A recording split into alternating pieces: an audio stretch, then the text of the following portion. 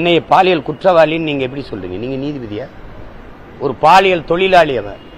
அதுக்கு ஆதாரங்களை நான் காட்டவா? நான் எவ்வளவு 15 ஆண்டு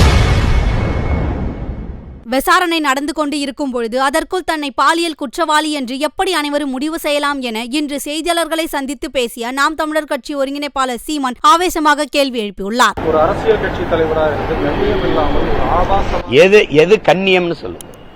என்னைய பாலியல் குற்றவாளின்னு நீங்க எப்படி சொல்றீங்க? நீங்க நீதிபதியா? ஒரு பாலியல் தொழிலாளி அவர். அதுக்கு ஆதாரங்களை நான் காட்டவா? நான் எவ்வளவு 15 ஆண்டுகள் கண்ணியமா இருந்த போது நீங்க எல்லாம் என்ன? அவ தான் பொண்ணு, அவளுக்கு தான் மனசு இருக்கு, அவளுக்கு தான் காயம்பட, அவளுக்கு தான் நீதி. எங்க வீட்டுல பெண்கள் இல்ல, என்னை பெற்ற தாய் இல்ல, என் உடன் பிறந்த அக்கா தங்கைகள் இல்ல, என்னை நேசிச்சு நிக்கிற உலகம் முழுமைக்கு என் சொந்தங்கள் இல்ல, என்னை உயிரா நேசிச்சு வந்து வாழ்கிற என் மனைவி இல்ல, அவளுக்கெல்லாம் மனசு இல்ல, காயம் இல்ல. ஒரு சமூகத்தை நேசி நிற்கிற ஒரு மகனை முச்சந்தில் நிச்சு தேனா அவமானப்படுத்திக்கிட்டு இருக்கிறீங்க. உங்களுக்கெல்லாம் என்ன, உங்களுக்கெல்லாம் தகுதி இருக்கு? அரசியல் தலைமையில பெரிய தலைமை பண்பாடு மிக்க என்னடா இந்த நாட்டை புண்ணியவானும் கண்ணியவான ஆண்டுகிட்டு இருக்கீங்க? என்ன யோக்கியது இருக்கு என்னை கேள்வி கேட்க பேசுறதுக்கு? அரசியல் நான் கேட்டதுல உங்களுக்கு கண்ணியம் குறைஞ்சிருச்சுன்னா நீங்க பண்ற செயலுக்கு பேர் என்ன? நீ எப்படி முடிவு பண்ற? எப்படி முடிவு பண்ற நீ?